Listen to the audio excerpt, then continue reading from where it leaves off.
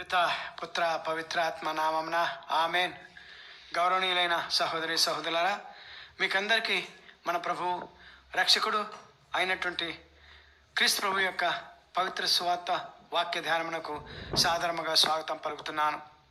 ఈరోజు మనకు మన ప్రభు అనుగ్రహించిన సువిశేష సందేశ పట్టణములో మొదటి పట్టణము ఇర్మియా గ్రంథము 23వ అధ్యాయము 5వ వచనం నుంచి 8వ వచనం వరకు, రెండవ పట్టణము మత్తయి గారి సువార్త 1వ అధ్యాయము 18వ వచనం నుంచి 24వ వచనం వరకు. ఈ రెండు పట్టణముల యొక్క ముఖ్య అంశము మోక్షవారధి నిర్మాణకర్త యొక్క జనన శుభవార్త. ఈ రెండు పట్టణముల యొక్క ముఖ్య సారాంశం ఏమిటంటే, గౌరవనీయులైన సహోదరి సహోదరులారా, మొదటి పట్టణంలో ఇర్మియా ప్రవక్త ద్వారా తండ్రి అయిన యెహోవాదేవుడు నీతియుక్తంగాను న్యాయబద్ధంగాను తన ప్రజలను పరిపాలించి రక్షించుకుంటకు తన కుమారుని పంపుతున్నానని ఇర్మియా ప్రవక్త ద్వారా ప్రవశిస్తారు.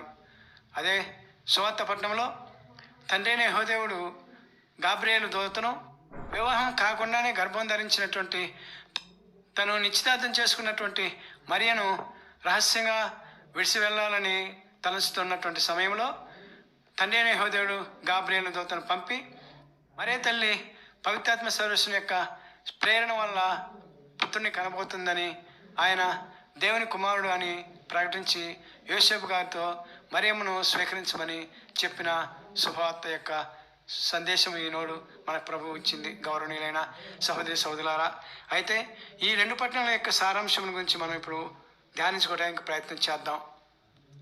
తండ్రి దేవుడు తన కుమారుని ఎందుకు ఈ భూలోకానికి పంపిస్తున్నారో అని మనం ధ్యానించుకున్నట్లయితే, క్రీస్తు ప్రభు ఈ లోకానికి వచ్చి మానవ రక్షణార్థమై మరణించి తండ్రి దేవుని సన్నిధి అయినటువంటి మోక్షానికి ఒక వారధిని నిర్మించడానికి వస్తున్నారని మనం అర్థం చేసుకోవాలి.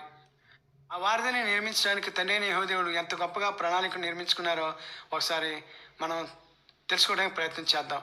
ఈ మోక్ష వారధి నిర్మాణ ప్రణాళిక దీర్ఘకాలిక సుదీర్ఘ ప్రణాళిక. సృష్టి ఆరంభంలోనే దారి తప్పిన మానవాళిని వెతికి చెంత చేర్చుకుని ఉద్దేశించిన బృహత్ ప్రణాళిక. మానవాళిని దారి తప్పించిన మోసగాని చెర నుండి విడిపించి మోక్షానికి చేర్చుకున్న మహోన్నతిని మానవ ఊహాతీత ప్రణాళిక ఈ మోక్షవారధి నిర్మాణ ప్రణాళిక. అయితే ఈ మోక్షవారధి ఎలా ఉంటుంది అనేది తండ్రి అయిన యెహోవాదేవుడు సృష్టి ఆరంభంలోనే తన యొక్క ఆలోచనలో రూపుదిద్దుకున్నారు. ఈ వారధి నిర్మాణ రూపురేఖలు మానవ జీవితారంభం నుండి ప్రకటిస్తూ, ప్రజలను సిద్ధం చేస్తూ, ప్రత్యర్థితో యుద్ధం చేయిస్తూ, రాబోయే వారధి నిర్మాణకర్తకై ఎదురుచూస్తూ, వారధిని ప్రకటించిన యజమాని చిత్తం గ్రహిస్తూ, వారధి నిర్మాణ నిర్ణయాన్ని ప్రజలకు ప్రకటిస్తూ, తండ్రి దేవుడు ఆ వారధి నిర్మాణకర్త యొక్క లక్షణాలైనటువంటి విజ్ఞానము, నీతి, న్యాయము మొదలగు సద్గుణాలతో ఆ వారధి పరివాహ ప్రాంతాన్ని నింపుతూ, ఇర్మియా గ్రంథము 23వ అధ్యాయము 5వ వచనం నుంచి 8వ వచనంలో చెప్పినట్టుగా ఆ పరివాహక ప్రాంతంలోని ప్రజలు ఆ వారధి రక్షణలో శాంతితో మనగలుగుతూ సంపూర్ణ నూతన లోకంలోకి అడుగెడుదురు. అందుకు అన్నిటికీ కారకుడైన ఆ వారధి అధిపతికి వందనములు తెలియచేయాలంటున్నారు ఇర్మియా ప్రవక్త. ఈ యొక్క వారధిని నిర్మించాలంటే ఆ నిర్మాణకర్త దేవుని నుంచి భూమికి దిగి రావాలి అనేది తండ్రి దేవుని యొక్క ప్రణాళిక. అయితే ఆ యొక్క వారధి నిర్మాణకర్త దేవుని నుంచి భూమికి దిగి రావాలంటే దానికి తగినటువంటి వ్యక్తులు ఈ భూలోకంలో ఉండాలి. ఆ యొక్క వ్యక్తులే ఈనాటి సువిశేషంలో మనం తెలుసుకొని పోయే వ్యక్తి పునీత జోసెఫ్ గారు మరియు మరియమ్మ గారు. వీరిరువురు ఆ వారధి నిర్మాణకర్తను ఈ భూలోకంలోనికి హృదయపూర్వకంగా వారి గృహంలోనికి ఆహ్వానించారు. వారిలో ఒకరేమో పరిశుద్ధులు మరి తల్లి, మరొకరేమో నీతిమంతులు యోసేపు గారు, ఒకరేమో కారణజన్ములు మరియమ్మ గారు, మరొకరేమో రాజకీయ వంశీయులు యోసేపు గారు, ఒకరేమో కన్యక మరి తల్లి, మరొకరేమో దైవభీతి గలవారు యోసేపు గారు. వీరి గృహాన వెలిశారు ఈ మోక్షవారధి నిర్మాత, మనం ఎదురు చూస్తున్నటువంటి రక్షకుడైన యేసుక్రీస్తు. అయితే ఆ మోక్షవారధి నిర్మాత ఈ భూలోకంలో ఆ మోక్షవారధిని ఏ విధంగా ఒకసారి పరిశీలిద్దాం. ఆ మోక్షవారధి నిర్మాణకర్త నిర్మించిన విధానం ప్రేమ అను పునాదిపై ఆదరణ అను ఇసుకతో, దయ అను ఇటుకలతో, కరుణ అను సిమెంటుతో, క్షమ అను నీటితో కలిపి, రక్షణ అను కాంక్రీట్ చేసి, సిలువ అను ఇనుప సువ్వలతో భూమి నుండి దివికి ఏగుటకు ఈ మోక్షవారధి నిర్మాణకర్త మరే గర్భాన ఉన్నారని, తనను స్వీకరించమని ఈరోజు దేవదూత యోసేపు గారి కలలో కనిపించి చెప్పి ఉన్నారు.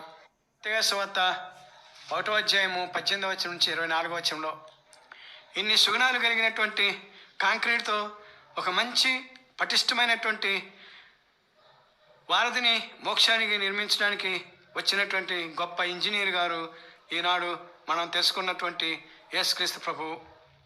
ఆయనకు పెంపుడు తండ్రిగాను, కాపరిగాను, తనకు తన తల్లికి ఆదరణకర్తగాను, పెంచి పోషించు తండ్రిగాను, ఆ గృహానికి యజమానిగా ఉండుటకు యోసేపు గారిని తండ్రి అయిన యెహోవాదేవుడు నియమించుకున్నారు.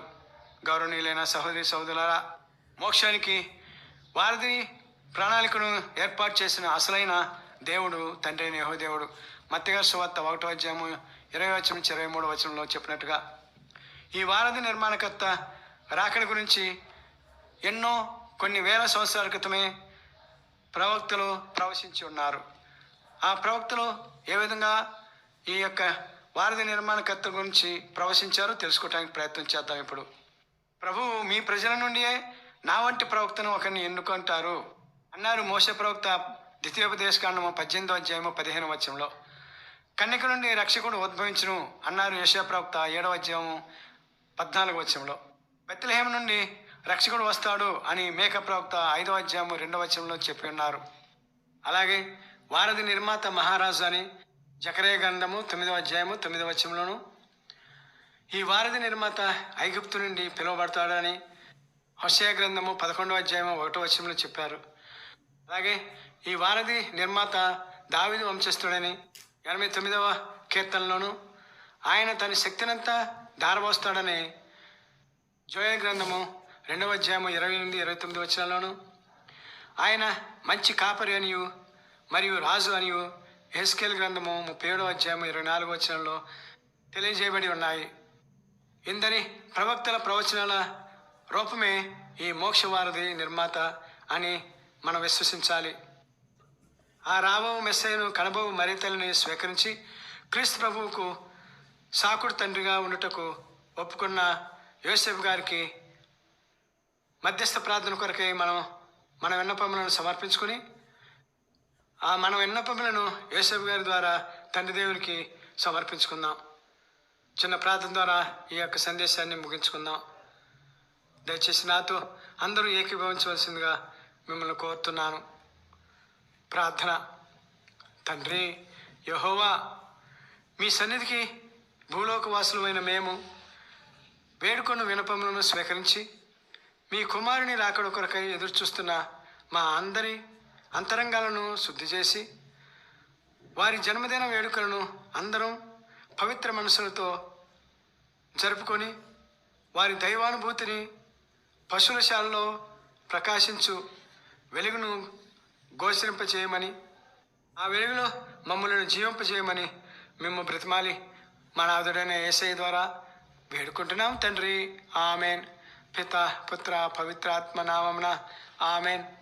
ఆ త్రియేక దేవుడు ఇప్పుడు ఎప్పుడు ఎల్లప్పుడూ స్తుతించబడుదురుగాక, కీర్తించబడుదురుగాక, ఆరాధించబడుదురుగాక.